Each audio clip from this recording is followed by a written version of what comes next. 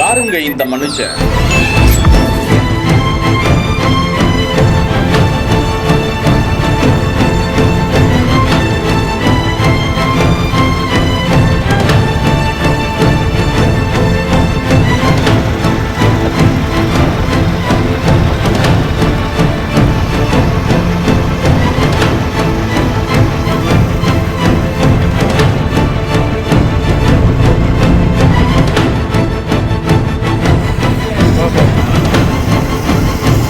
வாரத்தில் 2 நாட்கள் 110 கிலோமீட்டர் பயணமாகி பள்ளிக்கு சென்று வரும் உடற்பயிற்சி ஆசிரியர்.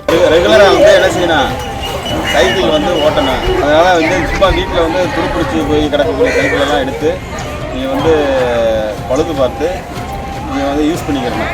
அதனால என்ன ஆகுது அப்படின்னா, உனக்கு உடலுக்கும் நல்லது, உனக்கு படிப்பும் சிந்தனைகள் நல்லா இருக்கும், உனக்கு எக்கனாமிக்காகவும் இருக்கும், உனக்கு சோசியலில் என்னது பொல்யூஷன் இருக்காது. விழிப்புணர்வை ஏற்படுத்தி வரும் ஒரு ஆசிரியர். உன்னுடைய உடல் உறுதியா இருக்கு, நீ படிக்கிறதுல மற்ற கான்சன்ட்ரேஷன் பண்றதுல உனக்கு நன்மைகள் கிடைக்கும். அதே மாதிரி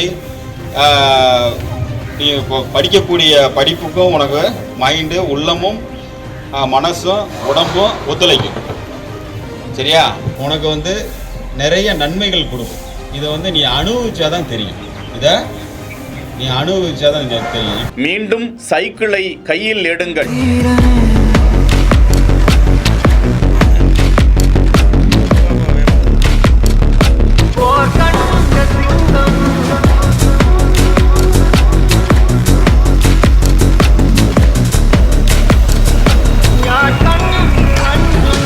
'80s 90s கிட்ஸ்கள் வரை அனைவரது வீட்டிலும் சைக்கிள் என்பது அத்தியாவசிய தேவைகளில் ஒன்றாக இருந்திருக்கும். காலங்கள் மாற மாற, நவீன தொழில்நுட்பங்கள் வர வர, சில மணி நிமிடங்களில் தாங்கள் சென்று சேர வேண்டிய இலக்கை அடைந்துவிட வேண்டும் என்ற அவசர உலகத்திற்குள் நாம் அனைவரும் தள்ளப்பட்டு விட்டோம். செல்லும் இடங்களுக்கு சில நிமிடங்களுக்கு முன்பாக கிளம்புவது, பைக்கில் ஏறுவது, இறங்குவது, பேருந்தில் செல்பவர்கள் கூட குறைந்து விட்டனர். அதனால் உடலில் பல்வேறு வியாதிகள் வர தொடங்கிவிட்டன. உடல் பருமன் அதிகரித்து விட்டது. உடற்பயிற்சி என்பது சைக்கிள் ஓட்டும் போதே சுலபமாக இருந்து வந்த காலகட்டம் மாறி ஏசி அறைக்குள் சென்று பல ஆயிரங்களை கொடுத்து ஓடிக்கொண்டு இருக்கிறார்கள். இந்த நிலையில் மதுரை மாவட்டம் கூடல் நகரை சேர்ந்த இந்த உடற்பயிற்சி ஆசிரியர் நமக்கு உறக்க ஒன்றை உணர்த்துகிறார். ராபின் சுந்தர் சிங், வயது 47 ஆகிறது. மானாமதுரையில் இருக்கக்கூடிய CSI அரசு உதவி பெறும் பள்ளியில் உடற்பயிற்சி ஆசிரியராக பணிபுரிந்து வரும் அவர், அவரது இல்லத்தில் இருசக்கர வாகனம்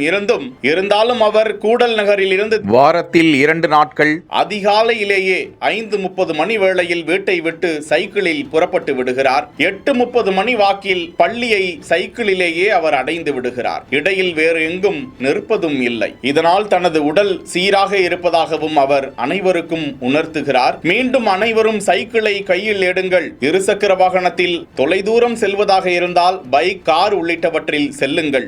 மற்றபடி நடக்கவும் பழகுங்கள், சைக்கிளிலும் பயணமாகுங்கள் என அவர் உறக்க உணர்த்துகிறார். கொரோனா என்ற பெருந்தொற்று வந்ததற்கு பிறகு அவர் இந்த உலகை உணர்ந்து கொண்டதாகவும், உடற்பயிற்சியின் அவசியத்தை புரிந்து கொண்டதாகவும், இது போன்று தினந்தோறும் உடற்பயிற்சியில், சைக்கிள் பயிற்சியில் ஈடுபட்டு கொண்டிருப்பவர்களுக்கு சர்க்கரை பிரச்சனை, கொழுப்பு வியாதிகள் தங்களை அணுகாது என்றும் அவர் கூறுகிறார். பள்ளி மாணவ செல்வங்களையும் அவர் சைக்கிளிலேயே வர அறிவுறுத்துகிறார். அவர்களது பெற்றோர்களையும் சைக்கிளில் வரவே அறிவுறுத்துகிறார். அந்த உடற்பயிற்சி ஆசிரியருக்கு நன்றிகளும் வாழ்த்துக்களும் குவிந்து வருகின்றன. செய்திகளை உடனுக்குடன் தெரிந்து கொள்ள பிஹைண்ட் வுட்ஸ் நியூஸ் வாட்ஸ்அப் சேனலுடன் இணைந்திருங்கள். செய்திகளை வழங்கியோர் Manju group, SIMS pharmacy and clinics, grand royal tours.